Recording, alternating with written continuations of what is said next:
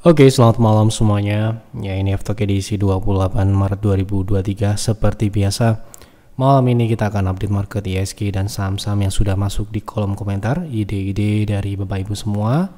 Tidak terlalu banyak, ya. Jadi, ya kita akan bahas apa adanya yang sudah ada di kolom komentar. Silahkan apabila ada saham yang menarik lainnya yang mungkin bisa dibahas di F-Talk selanjutnya, langsung isi di kolom komentar F-Talk edisi malam ini. Ya, saham apa dan kenapa saham tersebut Anda pilih untuk dibahas ya. Baik, kita langsung mulai dari ISG. Hari ini ISG rebound kembali, artinya masih memungkinkan untuk masuk di 6.800, target maksimal untuk pullback yaitu di EMA 60. Namun ini masih di dalam tren turun ya, masih di bawah tren berwarna merah. Baik, langsung kita masuk ke pembahasan saham. Minta update PTMP hari ini lanjut naik, saya masih hold modal sama dengan PTR. Kemarin kita sudah bahas PTMP hari ini lanjut naik. Berarti ini sudah mencapai TP yang kita sudah bahas di F-Talk kemarin. Harusnya ya sudah di take profit ya harusnya. Karena kenaikannya ini sudah 28% dari harga beli di 140-an, 142, 144 ya, itu adalah zona beli kita di PTR. Artinya ini kenaikannya harusnya sudah di take profit untuk swing ya. Dan untuk saat ini memang belum ada indikasi dia koreksi, namun jangan sampai Anda sudah diberikan profit yang cukup besar untuk kondisi saat ini dan Anda tidak ambil, nanti diambil oleh market ya. Ya bijaknya ini diambil sebagian ya, sisanya mungkin masih bisa hold dengan proteksi di 165 gitu ya. Dengan TP berikutnya ini target ekstensi kedua, target ekstensi berikutnya yang ketiga itu di 206 ya, 200 atau 206.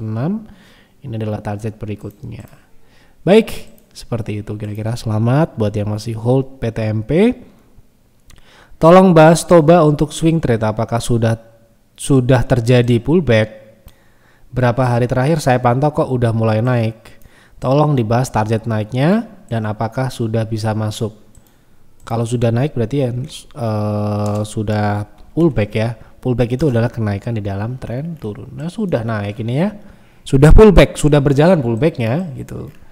Nah berarti kalau kita baru mau masuk gitu kan, baru kita mau beli, ya kita harus lihat juga berapakah potensi yang masih tersisa.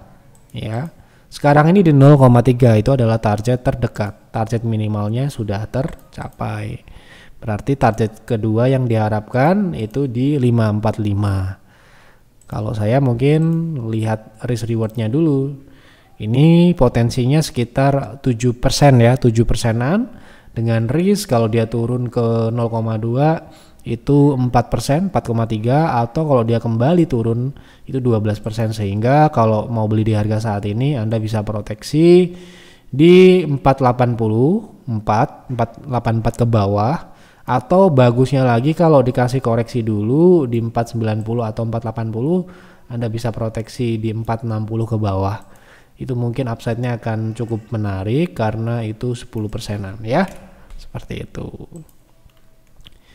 Lanjut ya, tolong bahas technical cuan untuk trading.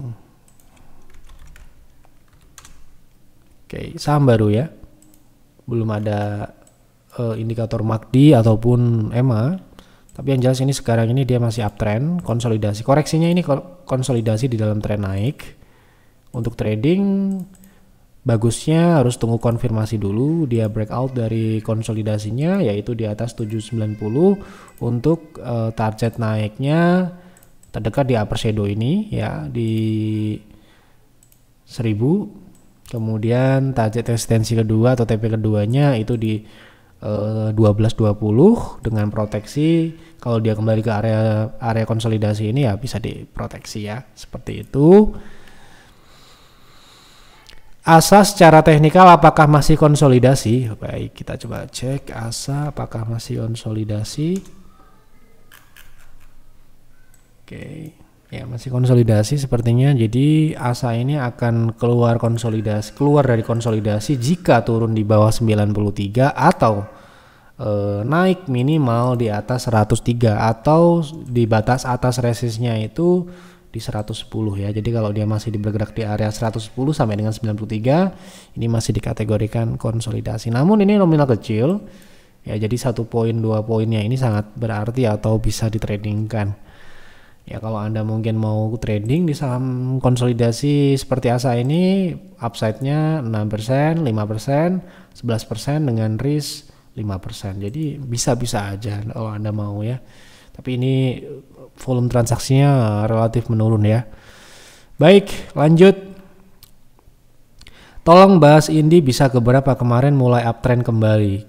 Karman apa kemarin mungkin ya maksudnya ini. Jadi kalau Anda nulis di kolom komentar santai aja, dibaca dulu, jangan sampai salah nulis atau beda istilah dan sebagainya, nanti pembahasannya jadi beda ya. Jadi ini bisa ke berapa ini target naik ya, mulai uptrend kembali ini saya nggak tahu ini Karman ini apa ya. Oke, kita lihat tuh Indi dulu. Indi apakah ini sudah berada di target naiknya di downtrend line ya. Untuk saat ini saya lihat untuk Indi ini masih pullback, belum uptrend ya, belum uptrend. Kalau di uptrend paling tidak di atas EMA 60. EMA 60-nya saat ini di atas 2360 ke atas. Seperti itu. Bahas saham PANI, karena PANI ini masih sangat susah divaluasi. Belum ada data PER dan PBV yang konkret. Ada yang bilang overvalue, ada yang bilang undervalue. Bagi saya di harga hari ini 1200 masih sangat undervalue karena NAV begitu besar. Net asset value ya mungkin ya. Bagi saya sangat tidak masuk akal jika market cap PANI lebih murah daripada BSDE. BSDE. PANI itu sebentar ya.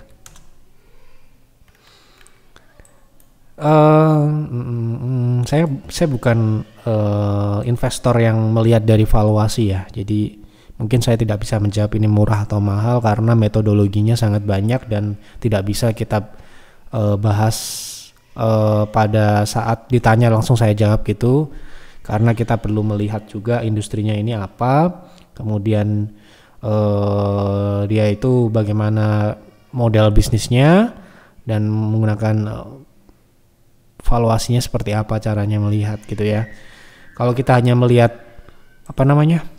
PER dan PBV gitu ya, itu adalah umum, valuasi umum, namun tidak bisa dilihat dari ini. Udah ada ya untuk PANI ya, benar ya, PANI sudah ada di sini datanya, PI-nya sudah ada 700 ya, 714 kali ini ya.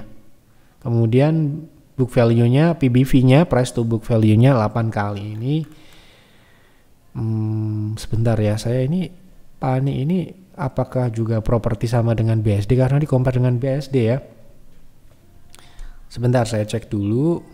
Karena ya kalau kita mau compare harus apple to apple ya, nggak bisa kita beda industri atau beda sektor gitu kan. Kalau dari valuasi sudah ada ya Pak, jadi mungkin Anda bisa cek di TradingView untuk datanya. Ini nggak sama dengan BSDE ya. Di sini dia masuknya consumer ya, makanan dan minuman. Jadi Anda nggak bisa bandingkan dengan BSDE ya. Jadi udah salah di situnya. Salah melihatnya udah beda ya. Salah itu ya. BSD dibandingkan dengan PANI itu nggak bisa ya. Saya nggak bisa jawab value-nya, valuasinya. Kalau ini dilihat dari historicalnya dia relatif tinggi ya, karena di 2021 yang lalu gitu ya, dia masih 200 kali ya PI-nya. Ini nggak tahu ini ya di industri ini apakah 200-400. Ini cukup besar, ini sangat mahal ya kalau dilihat dari situ. Kemudian juga secara PBV juga tinggi. Sekali lagi ini PBV dan PER itu nggak bisa buat murah dan mahal ya.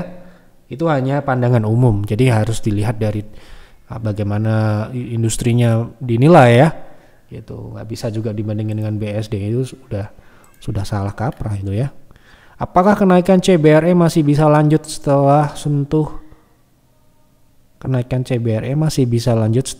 harga 50? Saham baru ini ya. Oke. Saham baru, tapi MACD-nya sudah muncul. Saya lihat ini pullback-nya ini diikuti dengan volume. Hari ini tekanan jualnya udah mulai muncul di 60. Jadi jelas ini tidak bisa kita rekomendasikan untuk beli. Tapi kalau kita hanya membahas teknikalnya saja, ya kita bicara potensi pullback-nya aja ya. Pullback-nya itu di 0,2 itu 84 ya. 84 atau 79 gitu ya. Itu target pullback terdekatnya. Apakah masih bisa ke sana? Mungkin masih bisa kalau dia tidak turun di bawah 57 ke bawah. Seperti itu. Oke. Mohon bahas TPMA untuk invest jangka pendek. Investasi nggak ada jangka pendek ya. Investasi itu jangka panjang. Tidak ada investasi jangka pendek. Oke, ini tadi Toba sudah saya jawab belum ya? Sudah ya harusnya ya.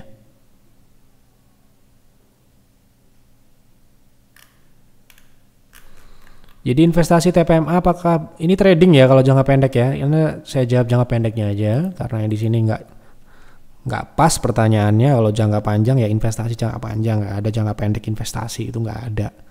Di rumus saya nggak ada. Jadi kalau di rumus orang lain yang ada silahkan ditanya ke sana.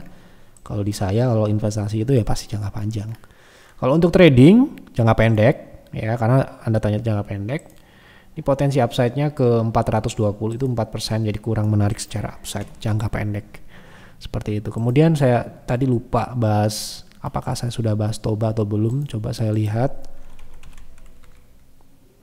Takut saya belum menjawab. Ini ya, Toba mungkin belum ya ini ya. Bahas Toba untuk swing trade, apakah sudah terjadi pullback? Tadi sebenarnya udah ya kayaknya ya. Berapa hari terakhir saya pantau kok udah mulai naik. Tadi sudah saya jawab ya ini ya. Oke, sudah saya jawab semua. Jadi begitu untuk pembahasan DevTalk malam ini. Silakan isi di kolom komentar saham apa yang menarik untuk dibahas di DevTalk selanjutnya. Supaya banyak yang dibahas dan juga menarik-menarik ya. Dan pastikan ketika bertanya Anda tahu bertanya tentang apa. Jangan sampai invest kok jangka pendek atau trading jangka panjang gitu. Jangan dibalik-balik seperti itu. Kalau di sini khusus di DevTalk ini Anda nggak bisa mencampur adukan antara trading dan investasi. Trading dan investasi itu jelas berbeda konteks dan berbeda, purpose-nya berbeda, metodologinya berbeda, cara ngelihatnya berbeda, cara analisanya berbeda, strateginya pasti berbeda. Jadi ketika Anda berhadapan dengan Yev, pastikan Anda sudah tahu apa yang Anda tanyakan dan jelas, jangan sampai nggak jelas. Itu saja yang dapat saya sampaikan. Sekali lagi, terima kasih untuk Bapak Ibu yang sudah berkontribusi memberikan ide-ide saham yang menarik untuk dibahas di DevTalk malam ini. Dukung kami dengan klik like, dengan subscribe yang mungkin belum, dan juga boleh di-share ke teman-teman Bapak Ibu yang juga trading invest saham juga. Selamat malam dan selamat beristirahat.